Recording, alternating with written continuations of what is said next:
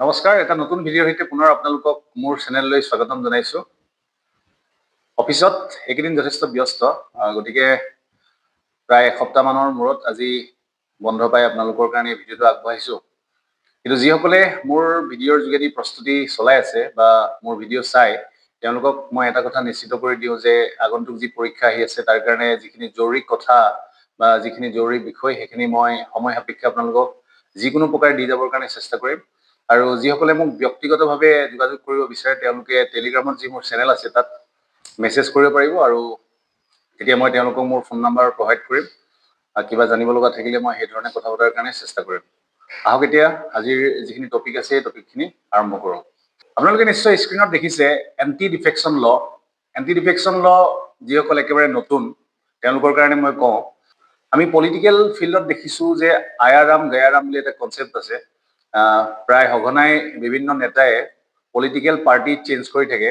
গতিকে তেনেধৰণে যাতে পলিটিকেল পাৰ্টি হঠাৎ চেঞ্জ নকৰি যাতে এটা সুস্থিৰ পলিটিকেল এটমস্ফিয়াৰ যাতে আমি বৰ্তাই ৰাখিব পাৰোঁ, যাতে পলিটিকেল ষ্টেবিলিটি থাকে, তাৰ কাৰণে এখন ল আছে। সেই লখনক আমি এণ্টি ডিফেকশ্যন ল বুলি আমি জানো। গতিকে এণ্টি ডিফেকশ্যন লৰ ওপৰত ফিল্মছত প্ৰায় কুৱেশ্যন আহে। গতিকে সেই বিষয়ে আমি জানিম আজি কি পইণ্ট আমাৰ কাৰণে ৰিলিভেণ্ট হয় আমি চাম। স্ক্ৰীণত আপোনালোকে দেখিছে কি নিউজৰ ওপৰত বেছ কৰি এইটো দিয়া হৈছে। প্ৰথম হ'ল যে recently the Kolkata high court disqualified senior political leader from the West Bengal legislative assembly. এনেকুৱা ধৰণৰ নিউজ আমি আগতেও পাইছোঁ। এইটো প্ৰেজেণ্ট নিউজৰ কথা আমি ইয়াত আলোচনা কৰিছোঁ। যি কি নহওক, আমাৰ সেই কি কাৰণে নিউজত আহিছে এইটো আমাৰ ইম্পৰ্টেণ্ট নহয়, বাট নিউজত যে আহিছে সেইকাৰণে ই আমাৰ প্ৰিলিমিনাৰীৰ কাৰণে খুব গুৰুত্বপূৰ্ণ হৈ উঠে। বা এইটো কিছুমান এনেকুৱা টপিক আছে যিখিনি টপিক আমি লক্ষ্মীকান্ত পঢ়োঁতে আমি তাক চাবই লাগিব, এইটো আমাৰ অনিবাৰ্য হয়। গতিকে আমি এণ্টি ডিফেকশ্যন লৰ কথা চাওঁ। 52nd কনষ্টিটিউচনেল এমেণ্ডমেণ্টৰ জৰিয়তে 10th স্কিডিউল কোৱা হয় আচলতে। গতিকে 10 স্কিডিউলত ইয়াক অন্তৰ্ভুক্ত কৰা হৈছিল 52nd কনষ্টিটিউচন এমেণ্ডমেণ্ট। গতিকে এণ্টি ডিফেকশ্যনৰ কথা আমি মনলৈ আহোঁতেই আমাৰ কনষ্টিটিউচনেল এমেণ্ডমেণ্টটো কিমান নম্বৰ হয় সেইটো আমি জানিম।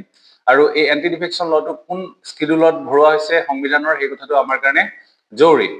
আৰু যি 52nd কনষ্টিটিউচনেল এমেণ্ডমেণ্ট হয় 1985 হয়। আমাৰ APSCৰ ক্ষেত্ৰত ডেটবোৰ মনত ৰখাটো খুব জৰুৰী হয়। আগতে বেছিকৈ ডেট আহিছিলে, আজিকালি কম আহে, কিন্তু UPSCত ডেটবোৰ নোসোধা হ'ল। যি কি নহওক, আমি ডেটটো মনত ৰাখিম 1985 মনত ৰাখিবৰ কাৰণে আমাৰ বিশেষ অসুবিধা নহয়। আমি আছাম একৰ্ডৰ কথা শুনিছোঁ, গতিকে আছাম একৰ্ডৰ লগত ৰিলেট কৰি পেলাই আমি মনত ৰাখিব পাৰিম। নেক্সট পাৰ্পজ কি হয়, টু কাৰ্ব পলিটিকেল ডিফেকশ্যন। ডিফেকশ্যন শব্দটো আমি অৰ্থ জানো। গতিকে পলিটিকেল ডিফেকশ্যনবিলাক নাইকিয়া কৰিবৰ কাৰণে motivated by the lure of office, money or other similar incentives. গতিকে কিছুমান এনেকুৱা পলিটিকেল লিডাৰ থাকে যিসকলে টকাৰ কাৰণে হওক বা বেলেগ বেলেগ ইনচেণ্টিভৰ কাৰণে হওক তেওঁলোকে পলিটিকেল পাৰ্টিবিলাক চেঞ্জ কৰে। গতিকে সেই ধৰণৰ ডিফেকশ্যনবিলাক নোহোৱা কৰিবৰ কাৰণে এই এণ্টি ডিফেকশ্যন লটোৱে হেল্প কৰে। পপুলাৰলি হাইলাইটেড বাই আয়াৰাম গয়াৰাম, যিটো মই কৈছোঁ যে 1967 এপিছডৰ কথা কৈছে। আয়াৰাম গয়াৰাম বুলি এটা যিটো কনচেপ্ট আছে, গতিকে সেই কনচেপ্টটোক নোহোৱা কৰিবৰ কাৰণে। নেক্সট স্কোপবিলাক হৈছে যে applies to parliament and all legislative assembly. এইটো আমি জানিব লাগিব যে পাৰ্লিয়ামেণ্ট আৰু অল লেজিছলেটিভ এছেম্বলিৰ ক্ষেত্ৰত ই এপ্লাই হয়। এতিয়া আটাইতকৈ গুৰুত্বপূৰ্ণ কথা হ'ল যে ডিছকুৱালিফিকেশ্যনৰ গ্ৰাউণ্ডবিলাক কি গ্ৰাউণ্ডত আমি ডিছকুৱালিফাই কৰিব পাৰিম, সেইখিনি আমাৰ পৰীক্ষাৰ কাৰণে খুব জৰুৰী হয়। ফাৰ্ষ্ট আমি এমেণ্ডমেণ্টৰ নাম্বাৰটো মনত ৰাখিলোঁ, কোন চনত হয় আৰু কোন স্কিডিউলত অন্তৰ্ভুক্ত কৰা হৈছে এইটো মনত ৰাখিলোঁ, পাৰ্পজটো আমি মনত ৰাখিলোঁ। এতিয়া আমি ডিছকুৱালিফিকেশ্যনৰ গ্ৰাউণ্ডবিলাক আমি মনত ৰাখিম। এই কথাখিনি মনত ৰাখিবলৈ খুব সহজ হয়। মই যেতিয়া পৰীক্ষাৰ কাৰণে প্ৰস্তুতি চলাইছিলোঁ, ৰিপিটেড ৰিভিজনৰ ক্ষেত্ৰত মোৰ এই গোটেই কথাখিনি মনত ৰৈ গৈছিল। এতিয়া লেক অফ ৰিভিজন হয়তো কিছু ক্ষেত্ৰত মই কিছু পইণ্ট পাহৰিব পাৰোঁ, বাট যেতিয়া প্ৰশ্ন দেখা যায় তেন্তে সেই কথাখিনি মনলৈ আহি যায়। এতিয়া কৈছে যে প্ৰথম হৈছে যে এই লেজিছলেটৰ ভলাণ্টাৰীলি গিভছ আপ মেম্বাৰশ্বিপ। যদি ভলাণ্টাৰীলি যদি কোনো মেম্বাৰশ্বিপ যদি এৰি দিয়ে তেন্তে সেই ক্ষেত্ৰত ই এপ্লিকেবল হ'ব অফ দেয়াৰ পলিটিকেল পাৰ্টি। যি পলিটিকেল পাৰ্টি, ছাপোজ মই এটা পলিটিকেল পাৰ্টিত আছিলোঁ আৰু ভলেণ্টাৰীলি মই এই পলিটিকেল পাৰ্টিৰ মেম্বাৰশ্বিপটো এৰি দিলোঁ, তেতিয়া তেনে ক্ষেত্ৰত মোৰ ডিছকুৱালিফাই হ'ব। Which can be inferred from conduct, not only formal resignation. A legislator violates the party whip by abstaining from voting or voting against party direction. The whip মানে কি, আমি লক্ষ্মীকান্ত পঢ়িলে আমি পাম আমাৰ পাৰ্টি কিছুমান ডিৰেকশ্যনছ থাকে। পাৰ্টিৰ ভোটিং দিয়াৰ ক্ষেত্ৰত কাক আমি ভোট দিম বা কাৰ এগেইনষ্টত আমি ভোট দিম, সেই ক্ষেত্ৰত যদি আমাৰ কিবা ধৰণৰ হুইপ থাকে, গতিকে সেই হুইপটো আমি নেমানি, গতিকে হুইপ শব্দটোৰ অৰ্থ মই একেবাৰে নিউ কামাৰসকলৰ কাৰণে কৈছোঁ, আপোনালোকে গুগল কৰি চাৰ্চ কৰিব, তেতিয়া আপোনালোকে মনত ৰাখিবৰ কাৰণে সহজ হ'ব। হুইপ মানে আপোনালোকে গম পাব যে কি হয়, গতিকে আমি নতুন শব্দ এটা পালে আমি আনৰ ওপৰত ডিপেণ্ডেবল নহয়, নিজে যেতিয়া আমি চাৰ্চ কৰিম তেতিয়া দেখিব যে সেই কনচেপ্টটো আপোনাৰ মনত ৰৈ যাব। গতিকে তেনেকুৱা ধৰণৰ যদি কিবা অৰ্ডাৰ থাকে বা হুইপ থাকে তাক যাতে ভাইলেট কৰিব নোৱাৰে, গতিকে এণ্টি ডিফেকশ্যন লয়ে সহায় কৰে। আৰু কোনোবাই যদি পাৰ্টি এগেইনষ্টত যদি ভোট দিয়ে বা পাৰ্টিয়ে কোৱা ডিৰেকশ্যনৰ এগেইনষ্টত যদি ভোট দিয়ে তেন্তে এই যি ডিছকুৱালিফিকেশ্যন সি এপ্লিকেবল হ'ব। নেক্সট, জুডিচিয়েল ইণ্টাৰপ্ৰিটেশ্যনৰ ক্ষেত্ৰত voluntarily giving up membership has broad meaning. গতিকে ইয়াৰ অৰ্থটোনো কি আমি জানিম, মেইনছৰ কাৰণে আমাৰ সহায়ক হ'ব। Covering conduct such as public criticism of the party or participation in opposition rally. গতিকে মই ছাপোজ এটা পাৰ্টিত আছো বা ৰুলিং পাৰ্টিত আছো, অপজিশ্যন পাৰ্টি যদি ৰেলীত মই অংশগ্ৰহণ কৰিছো বা মই পাৰ্টিৰ বিষয়ে যদি মই বেয়াকৈ পাব্লিক ক্ৰিটিচিজম মই আনিছো, সামাজিকভাৱে মই সমালোচনা কৰিছো, তেন্তে সেই ক্ষেত্ৰত ইয়াক জনা যাব যে voluntarily give up membership. Courts insist on no intervention until the presiding officer gives a decision but allowing review after. গতিকে যেতিয়ালৈকে প্ৰিজাইডিং অফিচাৰ মানে আমি জানো পাৰ্লিয়ামেণ্টৰ ক্ষেত্ৰত যি স্পীকাৰ হয়, গতিকে স্পীকাৰক যদি কোনো ধৰণৰ ডিচিশ্যন নিদিয়ে তেতিয়ালৈকে কিন্তু কোৰ্টে কোনো ধৰণৰ ইণ্টাৰভেনশ্যন নানে। কিন্তু যেতিয়া প্ৰিজাইডিং অফিচাৰে ডিচিশ্যন দিব তাৰপিছত কোৰ্টে কিন্তু তাৰ ৰিভিউ দিব পাৰে। ইণ্ডিপেণ্ডেণ্ট এণ্ড নমিনেটেড মেম্বাৰৰ ক্ষেত্ৰত independent legislators are disqualified if they join a political party after being elected. খুব গুৰুত্বপূৰ্ণ। ইণ্ডিপেণ্ডেণ্ট হিচাপে যদি মই ইলেকশ্যনত জয়ী হৈছো আৰু তাৰপিছত যদি জয়ী হোৱাৰ পিছত মই বেলেগ পাৰ্টিত অংশগ্ৰহণ কৰিছো তেতিয়াও মই ডিছকুৱালিফাই হ'ম। ঠিক তেনেকে nominated member may join a party within 6 months of being nominated. After that period joining a party leads to disqualification. এই যে মন্থবিলাক খুব গুৰুত্বপূৰ্ণ, এইবিলাকে আমি পাহৰি থাকো। গতিকে নমিনেটেড মেম্বাৰ যাক নমিনেট কৰা হৈছে তেওঁ যদি 6 মাহৰ ভিতৰতে যদি কোনোবা পাৰ্টিত অংশগ্ৰহণ কৰে সেইটো পাৰিব, কিন্তু তাৰ পিছত যদি অংশগ্ৰহণ কৰে তেওঁ ডিছকুৱালিফাই হ'ব। Authority to decide disqualification. ডিছকুৱালিফিকেশ্যনৰ অথৰিটিটো কাক দিয়া হৈছে, কোনে ডিচাইড কৰিব? প্ৰথম কোৱা হৈছে যে প্ৰিজাইডিং অফিচাৰ, স্পীকাৰ বা চেয়াৰমেন। আমি জানো লোকসভাৰ ক্ষেত্ৰত স্পীকাৰ আৰু ৰাজ্যসভাৰ ক্ষেত্ৰত chairman. Their decision is subject to judicial review by High Courts and the Supreme Court. তেওঁলোকে যি ডিচিশ্যন দিব তাত জুডিচিয়েল ৰিভিউ এপ্লিকেবল হয়।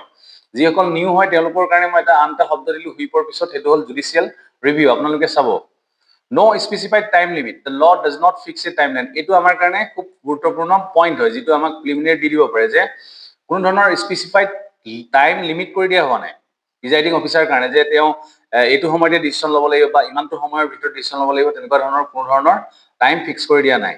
ৰিজাল্টিং in delays that have been criticised by courts and committees. গতিকে এই যে ৰিজাল্টটো দিয়াৰ ক্ষেত্ৰত ডিলে হয় তাক ক্ৰিটিচাইজ কৰিছে বহুতে, কোৰ্ট আৰু কমিটিয়ে। এক্সেপশ্যন কি ক্ষেত্ৰত আছে এইটো আমাৰ কাৰণে জৰুৰী হয়, প্ৰিলিমিনাৰী এক্সেপশ্যনটো আমি মনত ৰাখিম। পাৰ্টি মাৰ্জাৰ, যদি 2/3 অফ দ্য পাৰ্টি লেজিসলেচাৰ এগ্ৰি, গতিকে এটা পাৰ্টি যদি 3/2 যদি বেলেগ এটা পাৰ্টিৰ লগত অংশগ্ৰহণ কৰে তেন্তে সেইটো একচেপ্টেবল হ'ব, তাত কোনো ধৰণৰ ডিছকুৱালিফিকেশ্যন নাহিব। Members who stay with the original party or merge with the new one are both protected. গতিকে অৰিজিনেল পাৰ্টিটো থকা পাৰ্টিৰ মেম্বাৰখিনিও প্ৰটেক্টেড হৈ থাকিব আৰু মাৰ্জ কৰা নতুন পাৰ্টিত যিসকল যাব তেওঁলোকো প্ৰটেক্ট হৈ থাকিব। গতিকে এই ক্ষেত্ৰত কোনো ধৰণৰ ডিছকুৱালিফিকেশ্যন নাথাকিব। নেক্সট যিটো গুৰুত্বপূৰ্ণ নিউজ হ'ল সেইটো আমি চাওঁ STT ওপৰত। যিসকলে প্ৰথমবাৰৰ কাৰণে শুনিছে তেওঁলোকৰ কাৰণে হয়তো কিছু অসুবিধা হ'ব, বাট আমি পৰীক্ষাৰ কাৰণে মনত ৰাখিম। নিউজটো কি হয় মই আপোনালোকে স্ক্ৰীণত দেখিছে, পঢ়ি দিছোঁ যে 25 অৰ্থাৎ 2025 6 অক্টোবৰত সুপ্ৰিম কোৰ্টে ডিচাইড কৰিছে to examine a plea challenging the constitutional validity of securities transaction tax under Finance Act 2004. 2004 finance এক্টত যি উল্লেখ আছিল সিকিউৰিটিজ ট্ৰানজেকশ্যন টেক্স, তাৰ কনষ্টিটিউচনেল ভেলিডিটিৰ ওপৰত যি চেলেঞ্জ কৰিছে সেই চেলেঞ্জৰ এক্সামাইন কৰাৰ কাৰণে সুপ্ৰিম কোৰ্টে ডিচিশ্যন লৈছে। এতিয়া আমাৰ কাৰণে নিউজটো ইম্পৰ্টেণ্ট নহয়, আমি জানিম যে সিকিউৰিটি ট্ৰানজেকশ্যন টেক্স কি হয়। আমি বিশেষ নাজানিলেও কিন্তু তাৰ ডেফিনেশ্যনটো কি হয় আমি জনাটো খুব জৰুৰী হয়, যাতে পৰীক্ষাত আহিলে এনে ধৰণৰ কুৱেশ্যন আমি মিছ কৰিব নোৱাৰো। প্ৰথম কথা হ'ল ই এটা ডাইৰেক্ট টেক্স হয়। ডাইৰেক্ট টেক্স আৰু ইনডাইৰেক্ট টেক্স কি হয় এইখিনি বেছিক কথা হয়, এইখিনি আশা কৰিছো সকলোৱে জানে বা নাজানিলেও মোক যদি কয় যে সেই ওপৰত আপোনালোকৰ কাৰণে ভিডিঅ' আগবঢ়াম তেন্তে মই নিশ্চয় আগবঢ়াম। ই সিকিউৰিটি শব্দটো যিহেতু আছে, আমি ইয়াত এটা শব্দ পাইছো যে ষ্টক এক্সচেঞ্জেছ। গতিকে ষ্টক এক্সচেঞ্জ আমি জানো বম্বে ষ্টক এক্সচেঞ্জ আছে, নেশ্যনেল ষ্টক এক্সচেঞ্জ। গতিকে ইয়াত কৈছে যে সিকিউৰিটিজ ট্ৰানজেকশ্যন টেক্সটো এটা ডাইৰেক্ট টেক্স হয়। কিহৰ ক্ষেত্ৰত? যেতিয়া আমি সিকিউৰিটিজ চেল কৰোঁ বা কিনো, listed on recognised stock exchanges in India. যেতিয়া ৰিকগনাইজ ষ্টক এক্সচেঞ্জ ইণ্ডিয়াৰ আছে তাত যদি আমি সিকিউৰিটিজ চেল কৰোঁ বা কিনো, সেই ক্ষেত্ৰত যি ডাইৰেক্ট টেক্স ইনভলভ হৈ থাকে তাকে আমি সিকিউৰিটিজ ট্ৰানজেকশ্যন টেক্স বুলি কওঁ। কোন চনত ইন্ট্ৰডিউচ কৰা হৈছে নট ইম্পৰ্টেণ্ট, কি কাৰণে কৰা হৈছে এইটো ইম্পৰ্টেণ্ট হ'ল টু কম্বেট টেক্স ইভেজন, যি টেক্স ফাঁকি হয় সেই টেক্স ফাঁকিটো আমাৰ ষ্টক মাৰ্কেটত নোহোৱা কৰিবৰ কাৰণে ইয়াক ইন্ট্ৰডিউচ কৰা হৈছে। এছটিডি বৰ্তমান কিমান হয়, এছটিডি কাৰেণ্টলি কিমান হৈ আছে এইটো আমি পৰীক্ষাৰ সময়টো চাই যাম। 0.1% on both buy and sell sides for stock trades. Taxable securities include equity, derivatives and units of equity. এইটো আমাৰ কাৰণে জৰুৰী হয় প্লিমছৰ কাৰণে। সিকিউৰিটি ইনক্লুড কি হৈছে, ইকুইটি থাকিব, ইকুইটি শব্দ বা এনেকুৱা ধৰণৰ বোন এইবিলাকৰ বিষয়ে নিশ্চয় আমাক ভিডিঅ' লাগিব, মই আগতে দিছো, তথাপি আপোনালোকে যদি কয় ইয়াৰ ওপৰত মই ভিডিঅ' আগবঢ়াম। ইউনিটছ অফ ইকুইটি কভাৰ কৰিছে unlisted shares sold under an offer for sale in an IPO that are later listed। এইকেইটা পইণ্ট আমি প্ৰথম পইণ্টকেইটা মনত ৰাখিম। লেজিসলেটিভ বেকআপটো ইমান ইম্পৰ্টেণ্ট নহয়, তথাপি জানি ল'ব যে ফাইনেন্স এক্ট 2004 পৰা আহিছে। Governed by Securities Transaction Tax Act, which lists taxable transaction valuation rules and liable party. Concerned with securities transaction tax, কি কাৰণে এতিয়া এটা প্ৰবলেমেটিক সিচুৱেশ্যন আহিছে, এইটো হৈছে ডাবল টেক্সেশ্যনৰ কথা আহিছে। গতিকে তাৰ ওপৰত যদি কিবা কুৱেশ্যন আহে প্ৰিলিমিনাৰীত আমি নিশ্চয় মনত ৰাখিম যে এছটিডি টেক্সটোৱে সেম ট্ৰানজেকশ্যন দুবাৰ লয়, গতিকে ডাবল টেক্সেশ্যনৰ এটা ইছ্যু আছে। A trader first pays STT on the transaction value and then pays short-term capital gain or long-term capital gains on the profit from the same transaction. Iman important নহয়, just you have to remember that it is a matter of double taxation. গতিকে হেতু এটা issue আছে। Constitutional concern হিচাপে ইয়াত লিখিছে article কিটা আমি ৰাখিম, it violates 14, 21, 19, 1G of the Constitution. Next third যেটো নিউজ হল হেতু আমি কুম্ভ 2025 তাৰ ওপৰত আমি জানি এনেকুৱা ধৰণৰ কুৱেশ্যনবোৰ পৰীক্ষাত আহে, নিউজত আমি প্ৰায় মিছ কৰোঁ এনেকুৱা ধৰণৰ কথাবিলাক, গতিকে সেইকাৰণে মই দিছো। কোঅপাৰেটিভ কুম্ভ 2025 কি হয়, এটা international conference on the urban cooperative credit sector that focuses on collaboration, innovation and policy advancement। গতিকে ইয়াত আমি কোঅপাৰেটিভ কুম্ভ কি হয় আৰু এইমটো আমি মনত ৰাখিম, আৰু মেইনলি আমি মনত ৰাখিম নডেল মিনিষ্ট্ৰীটো কি হয়, ministry of corporation. Organising agency কি হয় এইটো আমি মনত ৰাখিম, national federation of urban cooperative banks and credit society. ইয়াৰ বিষয়ে আমি জানিম। আৰু আটাইতকৈ গুৰুত্বপূৰ্ণ কথাটো হ'ল থিমটো। আমি যিটো কোঅপাৰেটিভ কুম্ভ 2025ৰ কথা কৈছো, নডেল মিনিষ্ট্ৰীৰ পাছত আমি মনত ৰাখিম থিমটো কি হয়, পৰীক্ষাত আটাইতকৈ গুৰুত্বপূৰ্ণ বিষয় এইটো। গতিকে থিমটো কৈছে the theme of conference is digitising dreams empowering communities. গতিকে এইকেইটা পইণ্টে ইয়াৰ পৰা মনত ৰাখিম, বাকী তলত এইকেইটা আছে কি ফিচাৰ্ছ কেইটা আপোনালোকে নিজে চাব। আৰু একেবাৰে শেষৰ যিটো নিউজ হ'ল, শেষৰ নিউজটো হৈছে গুড এণ্ড ছাৰ্ভিচেছ টেক্স, খুব গুৰুত্বপূৰ্ণ হয়, GST 2.0। আজি কাৰেণ্ট এফেয়াৰ্ছৰ দুটা কথা আমি জানিলো, আৰু পৰীক্ষাত একেবাৰে অনিবাৰ্য প্ৰথম টপিকটো হ'ল এণ্টি ডিফেকশ্যন ল, আৰু লাষ্টলি আমি চাইছো গুড এণ্ড ছাৰ্ভিচেছ টেক্স, খুব গুৰুত্বপূৰ্ণ হয়। 2.0ৰ বিষয়ে আমি জানো। প্ৰথম আমি জানিব লাগিব GST কি হয়। আগতে টেক্স বিভিন্ন ষ্টেজত লোৱা হৈছিল, কিন্তু এতিয়া ওৱান টেক্স ওৱান নেশ্যন যি কনচেপ্ট, তাক আমি GST হিচাপে জানো। গতিকে ওৱান নেশ্যন ওৱান টেক্স যি কনচেপ্ট, সেই কনচেপ্টৰ ক্ষেত্ৰত GSTটো অনা হৈছে। গতিকে GST কি হয়, ইজ এ কম্প্ৰেহেনচিভ, মানে একলগ হৈ থকা multi stage destination based indirect tax on goods and services. প্ৰথম কথা হ'ল যে ইনডাইৰেক্ট টেক্স হয় GSTটো।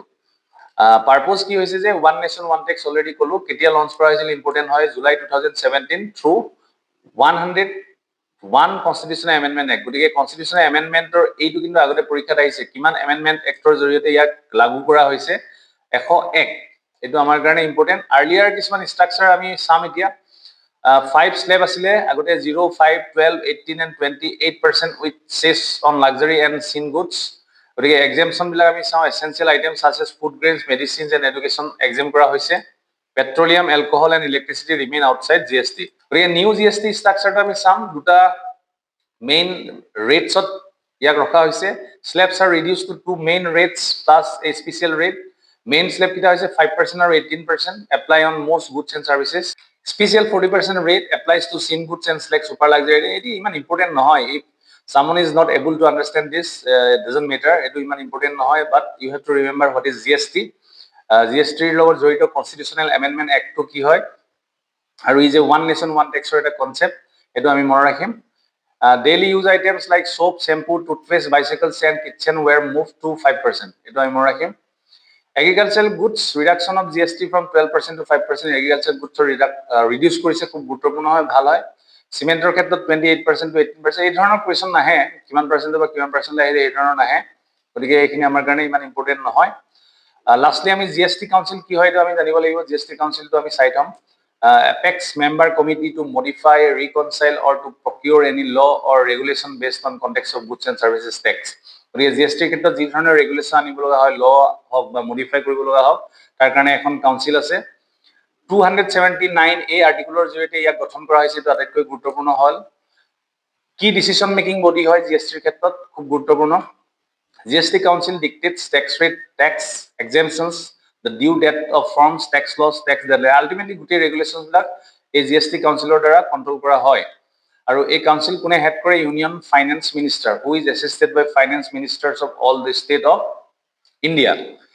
এতিয়া একেবাৰে শেষত মই এটা গুৰুত্বপূৰ্ণ কথা আপোনালোকক ক'ব খুজিছো। আমি যেতিয়া যিকোনো ধৰণৰ কাৰেণ্ট এফেয়াৰ্ছ বা এনে ধৰণৰ টপিকবোৰ কাৰোবাৰ ভিডিঅ'ৰ পৰা আমি ইউটিউবত চাওঁ, আমাৰ মেইন কাম হ'ল যে আমি যদি কোনোবাই ভাবে যে এটা ৰিডিঙত নকৰোঁ, দুটা ৰিডিং কৰোঁ, তেন্তে এনেকুৱা ধৰণৰ কৰিব লাগিব যে প্ৰথম যদি আপুনি ভিডিঅ'টো চাই লিখি নাযায়, এটলিষ্ট আপুনি প্ৰথমবাৰ চালে, ভিডিঅ'টো চালে, ডিটেইলছত গোটেইখিনি চালে, আৰু নেক্সট যেতিয়া আপুনি ভিডিঅ'টো চাব, তেতিয়া সেই সময়ত আপুনি এখন কাগজ বা নোটবুক এখন লৈ ল'ব আৰু তাত থকা মেইন পইণ্টছখিনি, যিধৰণে মই কৈছোঁ কোনটো পইণ্ট আমাৰ কাৰণে ইম্পৰ্টেণ্ট, সেই ধৰণে আপুনি লিখি ৰাখিব।